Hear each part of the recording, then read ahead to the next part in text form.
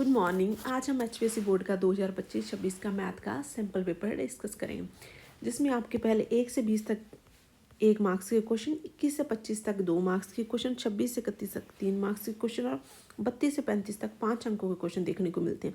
और इसके बाद 36 से 38 तक आपको क्या है 4-4 अंकों के क्वेश्चन देखने को मिलते हैं, जो आपके किससे रिलेटेड होते हैं, केस स्टडी से रिलेटेड क्वेश्चन। ये पेपर आपके लिए बहुत ज़्यादा इंपॉर्टेंट है, क्योंकि इसके कई बार क्वेश्चन आपको फाइनल पेपर में डायरेक्ट देखने को मिल सकते हैं।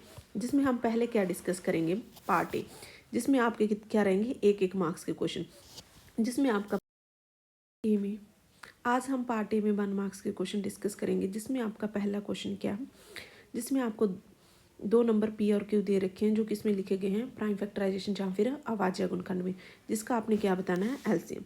तो जब भी हमें नंबर अभाज्य गुणनखंड में दिए हों तो उनका एलसीएम क्या होता है। आप क्या करो, जो भी नंबर अभाज्य गुणनखंड में दे रखे हैं आप उनको एक एक करके देखो और उनकी सबसे मैक्सिमम पावर चूज़ करो। जैसे पी में क्या दे रखा है ए बी स्क्वायर और क्यू में क्या दे रखा है ए क्यू बी। इसमें पी और क्यू में ए की सबसे बड़ी पावर कितनी है 3, और पी और क्यू में बी की सबसे बड़ी पावर कितनी है 2।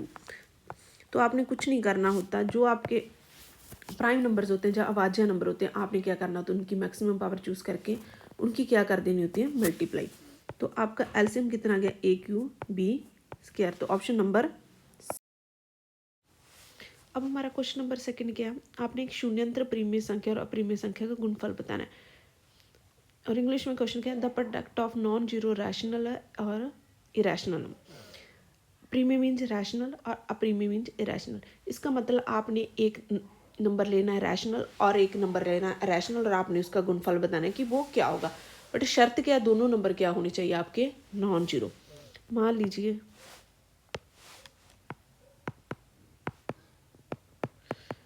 हमने कोई भी 2 नंबर ले लिए ए और बी, ए भी नॉन जीरो और बी भी नॉन जीरो, जिसमें हमने ए को क्या ले लिया रैशनल, जब फिर हिंदी में प्रेम है, और बी आपने क्या लेना है इरेशनल, जिसको हिंदी में क्या बोलते हैं अप्रिमेय। अब आपने 2 नॉन जीरो नंबर ले लिए और आपने बताने की प्रोडक्ट क्या होगी, रैशनल होगी, इरेशनल होगी, या फिर रैशनल या इरेशनल हो सकती है। ठीक है, तो मान लीजिए हमने क्या मान लिया, कोई नंबर आ गया सी, हमें नहीं पता क्या है, चलो पहले हम मान चलते कि रैशनल आएगा, क्या ऐसा पॉसिबल है या नहीं। सी को मैंने मान लेट सी रैशनल, बी को क्या लिख सकते हैं सी बाई। अब हमारे पास सी भी रैशनल नंबर है और ए भी रैशनल नंबर है, और डिवाइड में दो रैशनल नंबर हो जहाँ प्रीमियम नंबर हो तो वो क्या आता है हमेशा प्रीमियम नंबर। तो ये हमारा क्या बन गया रैशनल, बट ये क्या है इरेशनल। तो ऐसा कभी भी संभव नहीं है। तो इसका मतलब जो हमारा नंबर है सी, वो कभी भी रैशनल नंबर नहीं हो सकता, क्योंकि जैसे ही हमने रैशनल नंबर लेने की कोशिश की तो बी भी हमारा क्या आ गया रैशनल नंबर, जो कि संभव नहीं है, क्योंकि हम क्या मान के चले थे बी हमारा कौन सा नंबर है इरेशनल। तो हमारा सी रैशनल नंबर होना संभव नहीं है, तो सी क्या होगा इरेशनल, जिसको हिंदी में क्या बोलते हैं अप्रिमेय संख्या। तो हमारा कौन सा ऑप्शन नंबर आंसर बना ए।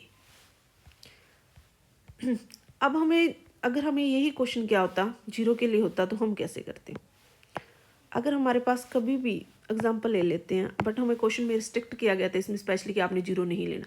अगर हम जीरो ले लेते, मान लीजिए मैं क्या ले लेती, ए रैशनल नंबर मैं जीरो ले लेती और बी में कोई भी नॉन जीरो क्या ले लेती इरेशनल, तो मेरे को पक्का पता ही क्या होता है मेरा रैशनल। अगर आपके पास ऐसा नहीं लिखा हुआ कि आपने जीरो नहीं लेना, तो वो अगर आप जीरो लेके चलोगे तो वो रैशनल भी आ सकता है, बट हमें क्वेश्चन में इसमें स्पेशली मेंशन था कि आपने क्या लेके चलना है नॉन जीरो, तो वो हमारे पास हमेशा क्या गया रैशनल। तो इसका मतलब हमारे पास क्या रिजल्ट है, product of 2 non zero number जिसमें एक रैशनल हो और एक इरेशनल हो तो वो क्या आता है हमेशा इरेशनल नंबर। बट अगर हमारे पास यही क्वेश्चन क्या हो, हमें जीरो पे रिस्ट्रिक्ट ना किया हो, तो वो हमारे पास रैशनल भी आ सकता है, जिसकी एग्जाम्पल हमारे पास ये है।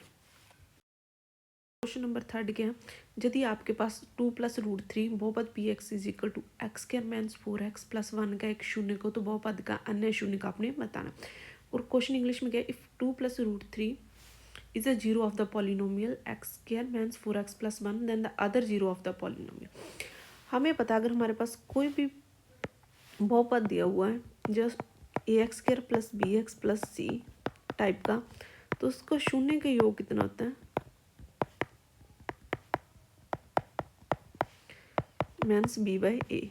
अगर हम यहाँ पे दी गई पॉलिनोमियल को कंपेयर करें तो हमारे पास a कितना आ जाएगा 1, b कितना आ जाएगा मीन्स 4 और c कितना आ जाएगा 1। तो हमारे पास मीन्स b बाई कितना आ गया मीन्स 4/1, तो कितना आ गया 4। इसका मतलब हमारे पास जो भी दो शून्य को होंगे उनका योग पक्का कितना होगा 4, जिसमें हमारे पास एक शून्य कितना दे रखा है 2 प्लस √3। दूसरा हमें पता नहीं, मान लीजिए वो क्या है, कोई भी अल्फ़ा है, तो हमने क्या निकालना है अल्फ़ा की वैल्यू। क्योंकि हमें शून्य का योग दोनों का पता है तो हमने क्या किया 2 प्लस √3 और दूसरा शून्य क्या मान लिया अल्फ़ा, तो दोनों का योग कितना आ गया 4। तो यहाँ से हम क्या निकालेंगे अल्फ़ा की वैल्यू, तो वो कितनी आ गई 2 मीन्स √3। तो हमारा शून्य क्या आ गया ऑप्शन नंबर। अब हमारे पास क्या दे रखा है, कोई एपी दे रखी है जिसमें टर्म्स क्या दे रखे हैं मीन्स 11 मीन्स 5 और अप टू 49 में आपने क्या करना है अंतिम पद से पांचवा पद बताना। अगर हमने कभी भी किसी सीरीज़ का पीछे से पद बताना हो तो हम क्या करेंगे, उस सीरीज़ को क्या करके लिख लेंगे, उल्टा करके लिख लेंगे और उसका आगे से पांचवा पद बता देंगे। तो अगर हमने इस सीरीज़ को उल्टा करके लिखा तो वो क्या बनेंगे 49 मीन्स 5 मीन्स 8 और मीन्स 11। और हमें पता होता है अगर हमने सर्वंतर या फिर जिसे हम क्या बोलते हैं डिफरेंस, जिसको हम किससे डिनोट करते हैं डी से, वो क्या होता है हमारा पीछे वाली टर्म से अगली वाली टर्म का अंतर। तो यहाँ क्या बन गया मीन्स 11 मीन्स 8, तो वो क्या बन गया मीन्स 11 प्लस 8 तो मीन्स का 3। तो डी कितना आ गया हमारा इसमें मीन्स 3। और इस सीरीज में हमारा ए कितना है, पहला पद कितना है 49। अगर हमने कोई भी टर्म निकालनी हो ए एन तो हमारे पास फार्मूला क्या होता है, ए एन क्या होता है ए प्लस एन मीन्स 1d। अगर हमने पांचवी टर्म निकालनी है तो हमें क्या पता होना चाहिए, ए और डी जो हमने पहले निकाल लिए हैं उनकी क्या रख देंगे हम वैल्यू। हमने क्या बताना है पांचवा पद बताना है तो एन कितना रख देंगे 5 और डी हमारे पास कितना है मीन्स 3। तो ये कितना आ गया 49 प्लस 4 मल्टीप्लाई में मीन्स का 3, तो ये कितना आ गया 49 मीन्स 12, वो कितना आ गया 37। तो हमारा अंतिम पद में से पांचवा पद कितना आ गया 37। अगर आपका आखिरी से पूछा तो आप क्या करो, आपने कुछ नहीं करना, आप सीरीज को उल्टा करके उसका आगे से वही पद निकाल दो। अब हमारे पास क्वेश्चन नंबर 5 क्या है, के का मान जिसके लिए द्विघात समीकरण 2x² means kx plus k is equal to 0 के मूल बराबर हो। Value of the k for which the quadratic equation has a equal roots. तो उसके लिए हमें क्या चाहिए होता है डिस्क्रिमिनेंट। तो पहले क्या करेंगे, अगर हमारे पास कोई भी जर्नल क्वेश्चन दे रखी है ax² plus bx plus c is equal to 0, तो उसका डिस्क्रिमिनेंट जहाँ व्यक्त कर जहाँ जिसको आप किससे डिनोट करते हैं डी से, वो क्या होता है b² मीन्स 4ac। अगर आप ax² plus bx plus c is equal to 0 को दी गई equation 2x² means kx plus k is equal to 0 से कंपेयर करते हैं तो हमारे पास a कितना आ जाता है 2, b कितना आ जाता है मीन्स k और c भी कितना आ जाता है k। अगर हम इसको डिस्क्रिमिनेंट में रखें तो इसकी वैल्यू क्या आ जाएगी मीन्स k² मीन्स 4, a की वैल्यू 2 इंटू k, तो ये क्या आ गया मीन्स k² k, तो ये कितना आ गया 8k। अब हमें क्वेश्चन में दे क्या रखा है, value of the k for which the quadratic equation has equal roots. Equal roots के लिए हमारे पास क्या होता है, जब बराबर मूल के लिए क्या होता है हमारे पास d क्या होता है हमारा 0। तो हम यहाँ से क्या करेंगे d की वैल्यू 0 रख देंगे जो हमारी कितनी आई है k² मीन्स 8k। अगर हमने यहाँ से 0 रख दिया तो यहाँ से k क्या आ गया कॉमन, तो ये कितना आ गया k मीन्स 8। तो यहाँ से k की दो वैल्यू आएंगी, k इज इक्वल टू 0 और k means 8 is equal to 0। यहाँ से k की दो वैल्यू आ गई 0 और 8। तो हमारा कौन सा ऑप्शन नंबर आंसर बना,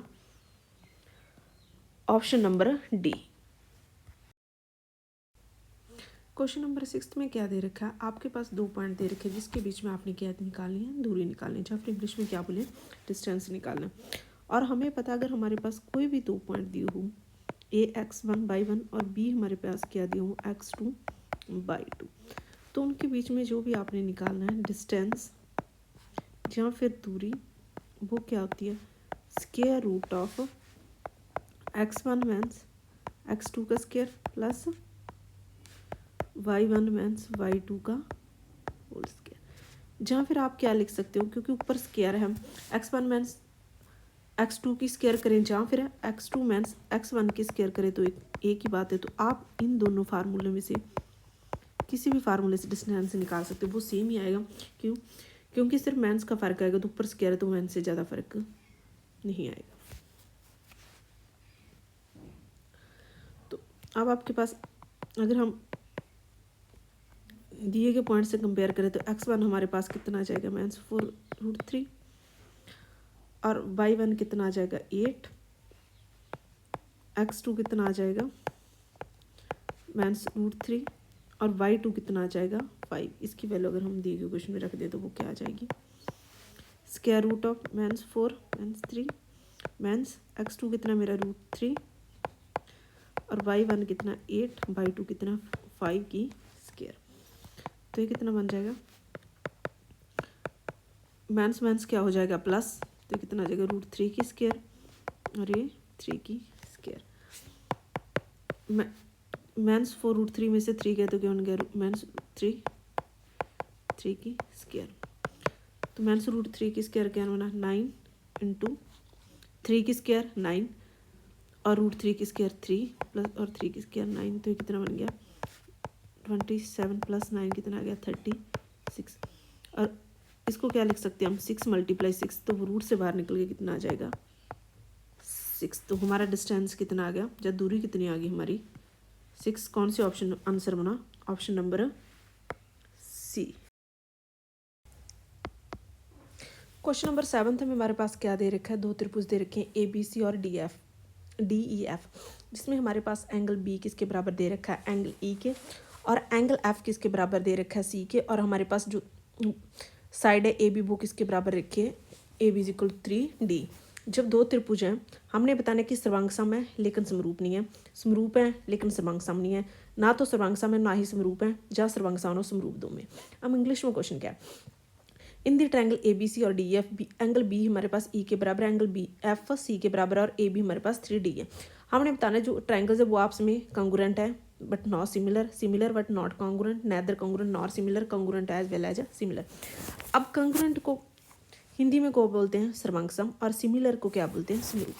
अब हमें क्वेश्चन में क्या दे रखा है, ट्रायंगल ABC और ट्रायंगल DEF में हमारे पास एंगल B किसके बराबर दे रखा है, E के, और एंगल F किसके बराबर दे रखा है, C के। और हमें पता अगर त्रिभुज में दो कोण बराबर हो तो तीसरा कोण भी क्या हो जाता है, बराबर। तो जहाँ फिर हम इसके कह सकते हैं ABC किसके समरूप है, ट्रायंगल DEF, क्योंकि हमारे पास रिजल्ट होता है अगर हमारे पास कोई दो ट्रायंगल में दो एंगल बराबर हो जाएं तो वो क्या हो जाते हैं, दोनों त्रिभुज क्या हो जाते हैं, समरूप। कौन सी समरूपता से, AA समरूपता से। तो इसका मतलब हमारे पास दोनों त्रिभुज क्या हो गए, समरूप। बट हमारे पास ऑप्शन ए में क्या बोला था, त्रिभुज समरूप नहीं है, तो ऑप्शन ए क्या होगा, गलत। ऐसे ही हमारे पास क्या बोला था, सी में भी बोला था त्रिभुज समरूप ने, तो सी भी क्या हो गया हमारे पास, गलत। अब हमारे पास दो ऑप्शन बचे, ऑप्शन नंबर बी और डी। अब हमें साथ में और क्या दे रखा था, AB = 3D, बट हमें पता है अब समरूप तो हमारे पास हो गया। अगर हमने सर्वांग समता चेक करना है, सर्वांग समता के लिए हमारे पास क्या कंडीशन होती है, त्रिभुज का साइज भी क्या होना चाहिए, सेम होना चाहिए। बट हमें यहाँ पे क्या दे रखा है, AB = 3 × DA, जो कि AB क्या है, DE के समान नहीं है, तो ये त्रिभुज कभी भी सर्वांग सम नहीं हो सकते, क्योंकि सर्वांग समता की कंडीशन होती है कि साइज भी क्या होना चाहिए, एक जैसा। तो यहाँ से हमें पता चला AB 3 × DE है, तो AB DE के समान तो नहीं हो सकता, तो ये त्रिभुज हमारे पास सर्वांग सम नहीं हो सकते। तो हमारे पास क्या आ गया, समरूप तो है बट सर्वांग सम नहीं, क्योंकि सर्वांगता कंडीशन तीनों की तीनों साइड्स भी आपसे में बिल्कुल बराबर होनी चाहिए थी। तो ऑप्शन डी क्या होगा, गलत। तो हमारा आंसर क्या बचा, समरूप है लेकिन सर्वांग सम। Option number B is the correct option.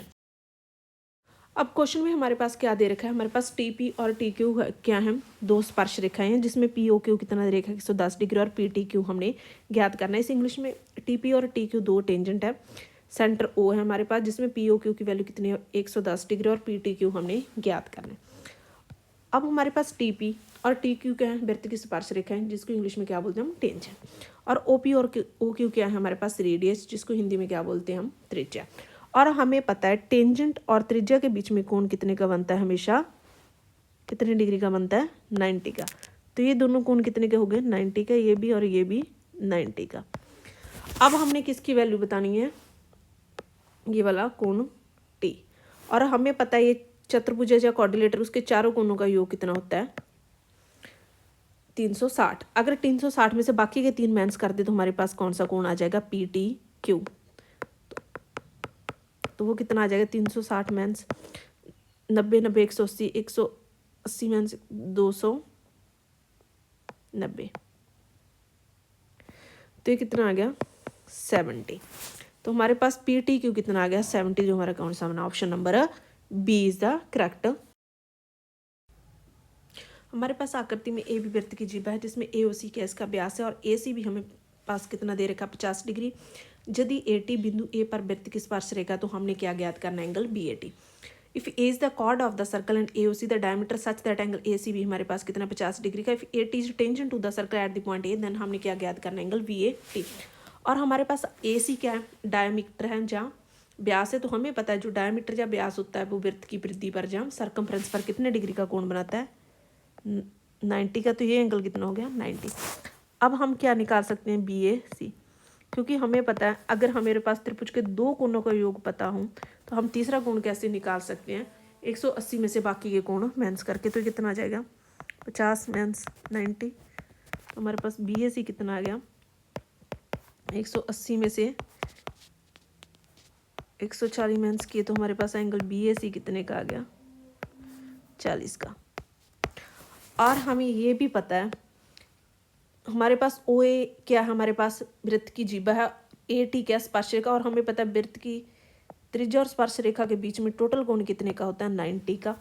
और हमें जबकि ये बी ए सी एंगल इसकी वैल्यू पता है कि ये कितने का है, इतना सा एंगल कितने का है ये 40 का। तो हमारे पास जो बाकी एंगल बचा वो क्या आ जाएगा बी ए टी। अगर हम बी ए टी निकालने के लिए 90 में से 40 माइनस कर दे तो हमारे पास एंगल क्या आ जाएगा बी ए टी, जो कितने का आ जाएगा 50 डिग्री का। जो कौन सा कोण है ये वाला कोण हमारे पास कितने का आ गया 50 का। तो ऑप्शन नंबर। अब क्वेश्चन नंबर 10 में हमने क्या निकालना है sine 30 plus cos 30 minus sine 60 plus cos 60। तो हमें पता है साइन 30 की वैल्यू कितनी होती है 1/2 प्लस, और कॉस 30 की वैल्यू कितनी होती है √3/2, और साइन 60 की वैल्यू कितनी होती है √3/2, और कॉस 60 की वैल्यू कितनी होती है 1/2। और ये दोनों वैल्यू की हमने क्या करनी है सब्ट्रैक्शन। दोनों साइड वैल्यू सेम है, सेम वैल्यू से सेम वैल्यू गई तो कितना बचा 0।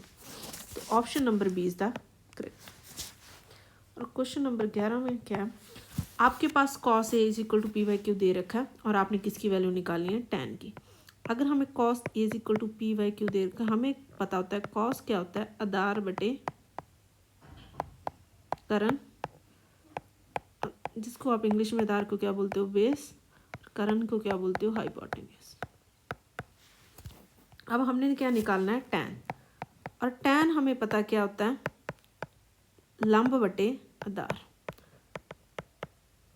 आधार हमारे पास दे रखा है कितना है p, बट लंब हमें नहीं दे रखा, तो हमें क्या करना है लंब निकालना पड़ेगा। हमें पता है बाय पैथागोरस करण स्क्वायर क्या होता है लंब स्क्वायर प्लस आधार स्क्वायर। तो यहाँ से हम किसकी वैल्यू निकाल लेंगे लंब की। करण की वैल्यू हमारे पास क्या थी क्यू, उसको हम क्यू रख देंगे। लंब की वैल्यू हमने निकालनी है, उसको वैसे ही रख लेंगे। और आधार हमारे पास क्या था पी की स्क्वायर आ गया। लंब को एक साइड रख लेंगे, बाकियों को दूसरी साइड ले जाएंगे। पी स्क्वायर का प्लस का दूसरी साइड जाके माइनस का, तो लंब की वैल्यू लंब स्क्वायर की वैल्यू कितनी आ गई। बट हमें तो क्या चाहिए था लंब, तो दोनों साइड हम क्या ले लेंगे स्क्वायर रूट। तो लंब हमारे पास कितना आ गया square root of q square minus p square. तो यहाँ उसकी वैल्यू रख देंगे q square minus p square. तो हमारे पास tan की वैल्यू कितनी आ गई square root of q square minus p square divide में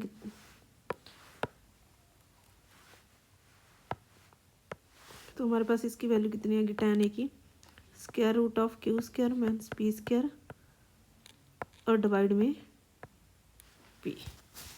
तो हमारे पास किसकी वैल्यू आ गई।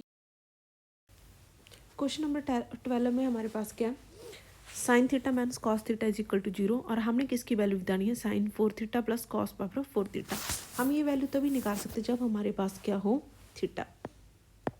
तो हमारे पास क्या दे रखा है, sine theta minus cos theta किसके बराबर दे रखा है, 0 के। तो यहाँ से हम क्या लिख सकते हैं, sine theta is equal to 0 plus cos theta. तो इसका मतलब हमारे पास साइन थीटा किसके बराबर आ गया, कॉस थीटा के। और हमें पता है साइन थीटा और कॉस थीटा बराबर कब होते हैं, जब थीटा कितना हो, 45। अब हमने क्या निकालना है, साइन की पावर 4 थीटा प्लस कॉस की पावर 4 थीटा। इसका मतलब हमने क्या निकालना है, थीटा हमारा कितना है, 45।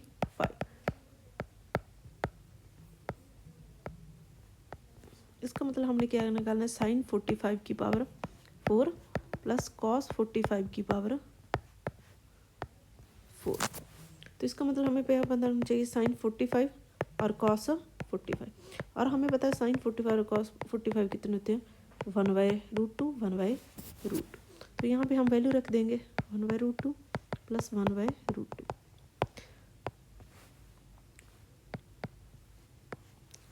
और हमें पता है 1 की पावर 4 कितना होता है, 4, और √2 की पावर कितना होता है। अगर √2 की पावर 2 होता तो 2 आ जाता, अगर 4 है तो 2/2 आ जाएगी। तो कितना 1/2 तो कितना आ गया, 1/4 प्लस 1/4 जो कितना आ गया 2/4। इसको कैंसिल किया तो कितना आ गया 1/2। तो आंसर कितना गया 1/, इसमें हमारा option number C is the correct. Question number 13 में क्या दे रखा है, एक घड़ी की मिनट की सुई क्या है, 84 सेंटीमीटर लंबी है। आपने क्या करना, 10 बजे से लेकर 10:25 के बीच में मिनट की सुई द्वारा तय की गई दूरी बतानी है। और इंग्लिश में क्वेश्चन क्या दे रखा है, the minute hand of a clock is 84 centimetre long, but is the distance cover by the tip of the minute hand from 10 AM to 10:25 AM। इसका मतलब आपने क्या करना है, 10:10 से लेकर 10:25 के बीच में जो मिनट की सुई है उसने कितनी दूरी तय की, आपने वो बताना। तय की दूरी बतानी है हमने। दूरी का मतलब हमने क्या बताना है, चाप की लंबाई। दूरी का मतलब चाप की लंबाई। और हमें पता है चाप की लंबाई क्या होती है, θ/360 × 2πr। अब इस क्वेश्चन में हमारे पास घड़ी की मिनट की सुई कितने सेंटीमीटर लंबी दे रखी है, 84 सेंटीमीटर। तो हमारे पास आर या त्रिज्या क्या होगी, हमें कितनी दे रखी है, 84 सेंटीमीटर। बट हमें क्या चाहिए, एक एंगल थीटा, जो हमें क्या है, हमें पता है जो 10 बजे से लेकर 10, हमें पता है जो हमारी घड़ी की सुई होती है, घड़ी की मिनट की सुई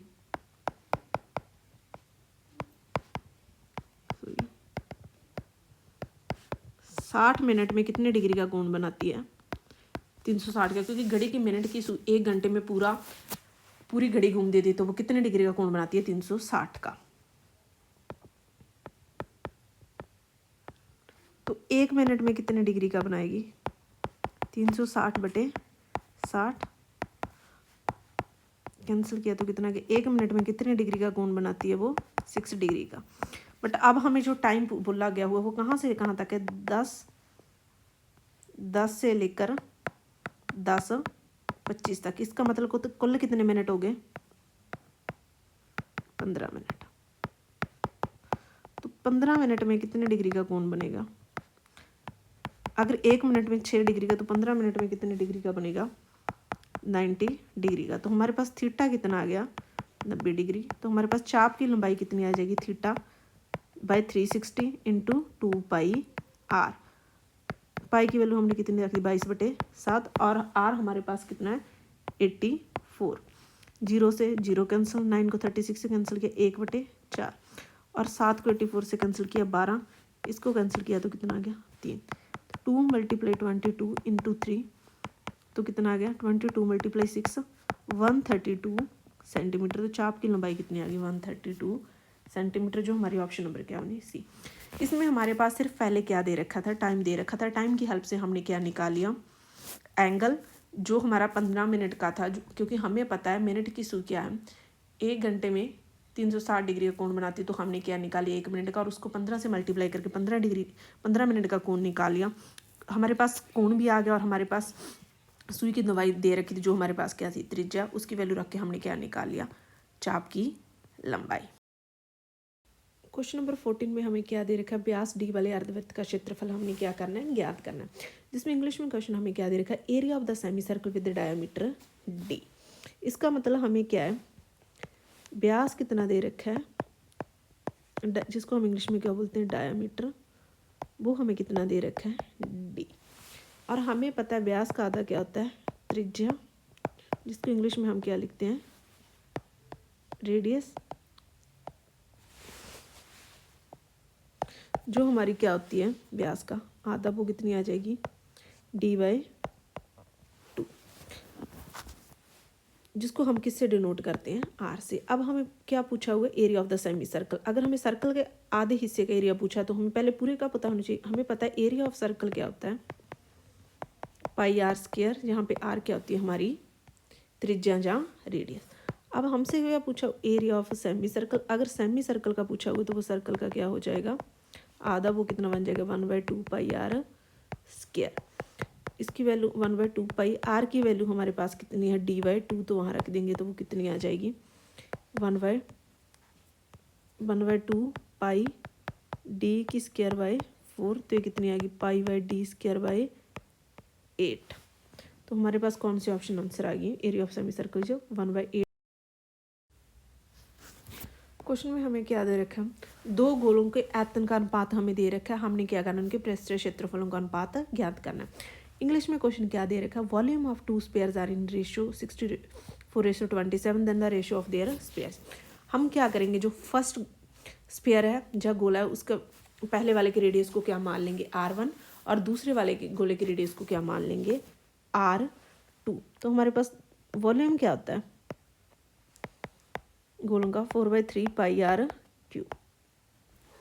तो हमें क्या तो हमारे पास पहले गोले का वॉल्यूम कितना आ जाएगा r1 की क्यूब, दूसरे का कितना आ जाएगा 4/3 πr2 की क्यूब। पाई से पाई कैंसिल, 4/3 से 4/3 कैंसिल। ये हमें क्वेश्चन में कितना दे रखा है 64:27।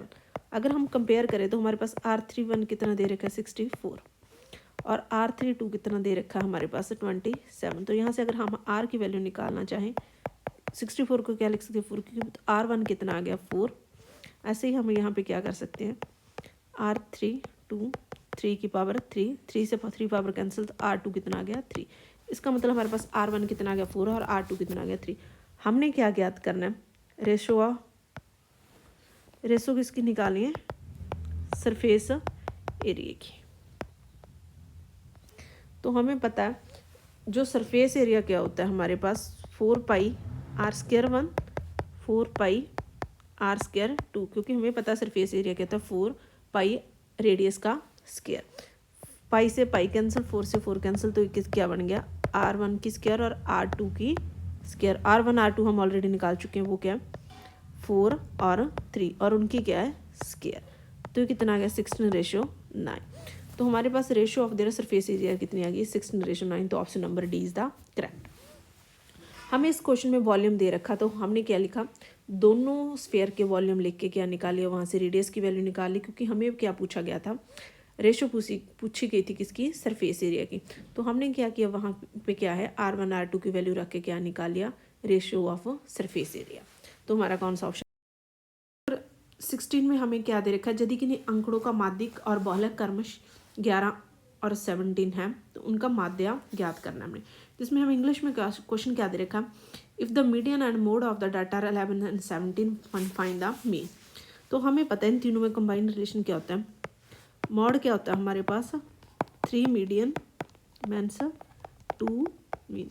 अगर हमें तीनों में से कोई भी दो वैल्यू दी जाए तो हम तीसरी निकाल सकते हैं। मॉड को हिंदी में क्या बोलते हैं बहुलक। फार्मूला क्या बन गया इनमें, मीडियन को माध्यिका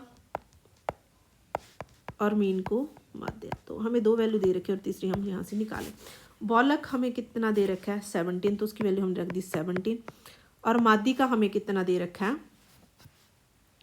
11, तो उसकी वैल्यू रख दी हमने। और माध्या हमने ज्ञात करना है। तो ये कितना बन गया 17 इज इक्वल टू 33 में से 2 माध्या। अगर हम माध्या को दूसरी साइड ले जाएं तो वो कितना बन जाएगा, दूसरी साइड जाके साइन उसका क्या हो जाएगा चेंज। ये 33 ऐसे ही 17 को हम इस साइड ले आए तो वो किसका बन गया मैथ्स का। तो 2 माध्या हमारा किसके बराबर आ गया 16 के। तो अगर हमें सिर्फ माध्या चाहिए तो 2 हम उस साइड जाके क्या कर लेंगे भाग में, तो कितना आ गया 8। तो हमारा माध्या कितना आ गया 8। अगर हमें इन तीनों में से कोई भी 2 वैल्यू दे दी हम तीसरी वैल्यू निकाल सकते हैं। तो इसका मतलब हमारा माध्या या फिर जिसको इंग्लिश में क्या बोलते हैं मीन, तो वो कितना आ गया 8। तो ऑप्शन नंबर बी। क्वेश्चन में हमारे पास क्वेश्चन नंबर 17 में हमारे पास क्या दे रखा है, निम्नलिखित वितरण के लिए माध्यिक वर्ग और बहुलक वर्ग की निचली सीमाओं का योग ज्ञात कीजिए। जिसमें आपके पास वर्ग अंतराल दे रखे हैं और बारवरता दे रखे हैं। और इंग्लिश में क्वेश्चन क्या दे रखा है, for the following distribution the sum of lower limit of the median class and the modal class. जिसमें आपको क्लास और फ्रीक्वेंसी मीन्स हिंदी में बारवरता। हमने क्या करना है, मीडियन क्लास और मॉडल क्लास मतलब माध्यिक वर्ग और बहुलक वर्ग ज्ञात करना और उनकी निम्न सीमा आएगी जो दोनों की उनका क्या ज्ञात करना है योग। तो हमें पता है सबसे पहले हम क्या ज्ञात करेंगे बहुलक वर्ग, फिर उसकी निम्न सीमा, फिर उसके बाद हम क्या ज्ञात करेंगे माध्यिक वर्ग, फिर उसकी निम्न सीमा। हमें पता है बहुलक वर्ग वह वर्ग होता है जिसकी आवृत्ति, जहाँ फिर इंग्लिश में क्या बोलते हैं फ्रीक्वेंसी, सबसे अधिक होती है। जहाँ पे सबसे अधिक फ्रीक्वेंसी किसकी है, फ्रीक्वेंसी कितनी है 20, जो कौन से वर्ग में आती है 15 से 20। इसका मतलब 15 से 20 क्या होगा हमारा बहुलक वर्ग। तो इसकी निम्न सीमा कितनी होगी हमारी 15। अब हम ज्ञात करेंगे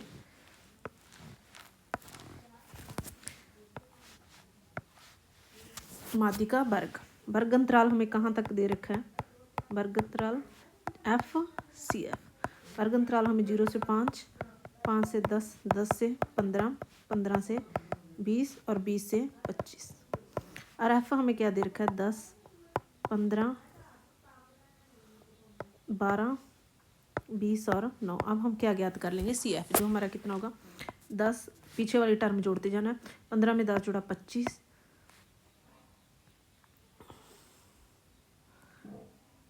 12 में 25 जोड़ा 37, इसके बाद 57, इसके बाद 66। हमने कुछ नहीं करना होता। CF के लिए पहली टर्म वैसी ही आती है, अगले के लिए क्या करना होता है, हमने पीछे वाले, जैसे यहाँ पे 15 का निकालना तो पीछे वाला जोड़ दो, जैसे 12 का निकालना तो पीछे वाली दोनों टर्म जोड़ दो, 20 का निकालना तो पीछे वाली सारी टर्म जोड़ दो, तो वो क्या आता रहता है CF। जैसे 9 का निकालना तो 9 में पीछे वाली भी सारी जोड़ दो तो कितना है। अब हमने क्या करना है, माध्यिका वर्ग के लिए हमने कुछ नहीं करना। पहले हमारी क्या आगे संख्या जिसको हम किससे डिनोट करते हैं, n से हम क्या निकालेंगे n/2, वो कितना आ गया 66/2 मतलब 33। अब हम चेक करेंगे जो हमारा 33 है वो CF में कहाँ रहा है, 25 के 20 तक नहीं आया तो 37, यहाँ पे कहाँ तक, यहाँ से 25 के बाद और 37 तक नंबर आते हैं तो 33 यहाँ पे कहीं आएगा। तो हम क्या करेंगे उसके पीछे वाला क्या देख लेंगे वर्ग, जो कितना आया 10 से 15। तो ये हमारा क्या बन गया माध्यिका वर्ग। तो उसकी निम्न सीमा हमारी कितनी आ गई 10।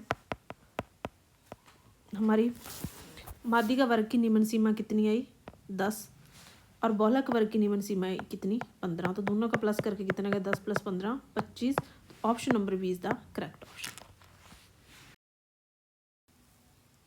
क्वेश्चन नंबर 18 में हमारे पास क्या दे रखा है, किसी घटना के घटित होने की प्राकृतता को किससे डिनोट किया गया P से, और ना घटित होने की प्राकृतता को किससे दर्शाया गया Q से। और क्वेश्चन में इंग्लिश में क्या लिखा, probability of happening of an event is denoted by P and probability of non happening is denoted by Q, then the relation between P and Q is.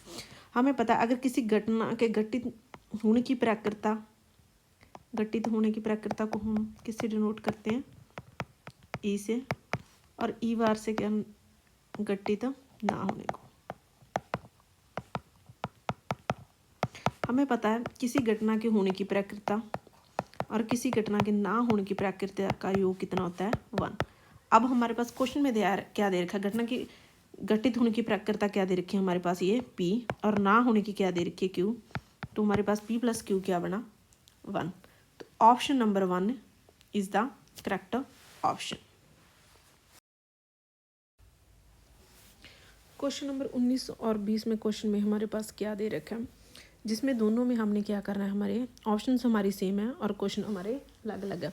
जिसमें पहले ऑप्शन क्या, अभिकथन ए और तर्ककार दोनों सही है और तर्ककार अभिकथन ए की सही व्याख्या करते हैं। और बी में क्या, अभिकथन और तर्क दोनों सही है और तर्ककार अभिकथन ए की सही व्याख्या नहीं है। अभिकथन ए सही है परंतु तर्ककार गलत है और अभिकथन ए गलत है परंतु तर्ककार सही है। तो इंग्लिश में क्वेश्चन क्या है, ए ऑप्शन क्या, both assertion and reason are true but reason are isn't the correct explanation of assertion A. Both assertion or reason are correct but reason are is not the correct explanation of A. A is the true but R is false. A is true but reason R is true. तो हमने क्या बताना है, अब हम पहले क्या करेंगे, क्वेश्चन नंबर क्या है 20 सॉल्व करेंगे, जिसमें क्वेश्चन नंबर 20 में आपको क्या दे रखा है इंग्लिश में, a tangent to the circle is perpendicular to the radius. पहले हम चेक करेंगे दोनों को अलग अलग से कि क्या ए और आर में से कौन सत्य है और कौन असत्य है। पहले तो हमारे पास क्या है, a tangent to the circle is perpendicular to radius through the point of a contact. और इंग्लिश में क्या है, हिंदी में क्या दे रखा हमारे पास, वृत्त पर खींची गई स्पर्श रेखा स्पर्श बिंदु से होकर जाने वाली त्रिज्या पर लंबवत होती है। हमें पता, अगर हमारे पास कोई वृत्त है, तो अगर हम उस पर कोई स्पर्श रेखा जा रही है, अगर हम त्रिज्या से उस पर लंब खींचे तो हमें पता है वो क्या होता है, उस पर लंब होता है। तो ये बात सत्य है। इसका मतलब क्या है, हमारा अभिकथन तो क्या है, क्या हमारा सही है। अब हम रीजन देखते हैं। किसी बाह्य बिंदु से वृत्त पर खींची गई स्पर्श रेखा की लंबाई बराबर होती है। ये भी हमारे पास रिजल्ट होता है। अगर हम किसी बाह्य बिंदु से वृत्त पर स्पर्श रेखा खींचें तो वो बराबर होती है। और इंग्लिश में क्या, length of the tangent draw from external point of the circle are equal. ये बात भी सत्य है। इसका मतलब ये दोनों तो सत्य है। अब हम ये चेक करेंगे कि क्या हमारा रीजन आर ए से ए बन सकता है या नहीं। ये दोनों ही बातें हैं जो आपकी वृत्त पर खींची गई स्पर्श रेखा स्पर्श बिंदु से होकर जाने वाली त्रिज्या पर लंबवत होती है और किसी बाह्य बिंदु से वृत्त पर खींची गई स्पर्श रेखा की लंबाइयां बराबर होती है। इन दोनों में कोई भी बात कॉमन नहीं है, ये दोनों स्टेटमेंट अलग अलग हैं। तो हम क्या है, ना ही तो हम ए से आर बना सकते हैं और ना ही आर से ए बना सकते हैं। इसका मतलब जो क्या है, जो तर्ककार है वो अभिकथन ए की सही व्याख्या नहीं करता। अभिकथन और तर्क दोनों सही हैं परंतु तर्ककार अभिकथन ए की सही व्याख्या नहीं करता। तो क्या होगी हमारी ऑप्शन नंबर बी, जिसमें क्या लिखा है, तर्क दोनों सही हैं परंतु तर्ककार है जो अभिकथन ए की सही व्याख्या नहीं है। तो option number B is the. अब हमें क्वेश्चन नंबर 19 में हमें क्या देखा, अभिकथन में क्या दे रखा, संख्या 5 की पावर n अंक 0 पर समाप्त नहीं हो सकती जहाँ n एक प्राकृतिक संख्या। और तर्ककार में क्या दे रखा, हमें 5 के वाज्य गुणखंड में केवल 2 ही गुणखंड है और क्या है 1 और 5। अब हमें क्वेश्चन में क्या दे रखा है, ऑप्शन ए में अभिकथन ए और तर्ककार दोनों सही है और तर्ककार अभिकथन ए की सही व्याख्या करता है। और ऑप्शन बी में क्या, अभिकथन ए और तर्ककार दोनों सही है परंतु तर्ककार अभिकथन ए की सही व्याख्या नहीं है। और ऑप्शन सी में हमारे पास क्या दे रखा है, अभिकथन ए सही है परंतु तर्ककार गलत है। और ऑप्शन डी में हमारे पास क्या, अभिकथन ए गलत है परंतु तर्ककार सही है। अब हम पहले क्या करते हैं, दोनों को तर्क और रीजन को हम क्या करेंगे, अलग अलग से चेक कर लेंगे कि वो दोनों सही है या नहीं। पहले हम क्या चेक करते हैं, तर्क चेक करते हैं। अब हमारे पास उसमें क्या दे रखा है कि 5 के वाज्य गुणखंड में केवल 2 ही गुणखंड है। हमें पता है कि 5 एक क्या है, प्राइम नंबर है जहाँ वाज्य संख्या, तो उसके गुणखंड में केवल 2 ही नंबर आएंगे 1 और 5। तो ये बात बिल्कुल सत्य है। तो तर्ककार तो हमारा सही है। अब हम चेक करते हैं कि जो हमारा अभिकथन है वो सही है या नहीं। हमें संख्या क्या लिखा हुआ उसमें, संख्या 5 की पावर n अंक 0 पर समाप्त नहीं हो सकती। हमें पता है अगर कोई भी संख्या 0 पर समाप्त हो 5 की पावर, उसमें 2 फैक्टर आने चाहिए, 2 और 5 0 आने के लिए। बट हमें पता है क्योंकि 5 की पावर n में कभी भी 2 नहीं आएगा तो वो कभी भी 5 की पावर n 0 पर समाप्त नहीं हो सकती। तो इसका मतलब क्या है, इसमें भी क्या बोला, 0 पर समाप्त नहीं हो सकती। तो ये बात बिल्कुल सत्य है। अगर हमने कभी भी किसी अंक संख्या के पीछे 0 आना तो उसमें हमेशा 2 फैक्टर आने चाहिए, 2 और 5। 5 की पावर n में कभी भी 2 नहीं आएगा तो 0 पर समाप्त नहीं होगी। बट हमें अभिकथन में यही बात बोली हुई, तो अभिकथन भी सही है। अब हम देखते हैं क्या तर्ककार अभिकथन की सही व्याख्या करता है या नहीं। अब हमें क्या बोला हुआ है, तर्क में 5 के वाज्य गुणखंड में केवल 2 ही गुणखंड है, 1 और 5। ठीक है, तो हमें यहाँ से पता चला कि 5 में कभी भी 2 नहीं आएगा। तो और अभिकथन में भी क्या है, हमें पता है कि 2 नहीं आएगा। तो तर्क आर से हमारा क्या है, अभिकथन ए इम्प्लाई होता है, क्योंकि 5 से मे बी 2 नहीं है, अगर 5 की पावर n मे बी 2 नहीं आएगा तो तर्क आर अभिकथन ए की सही व्याख्या करता है। तो हमारा ये ऑप्शन नंबर कौन सा करेक्ट बना? ऑप्शन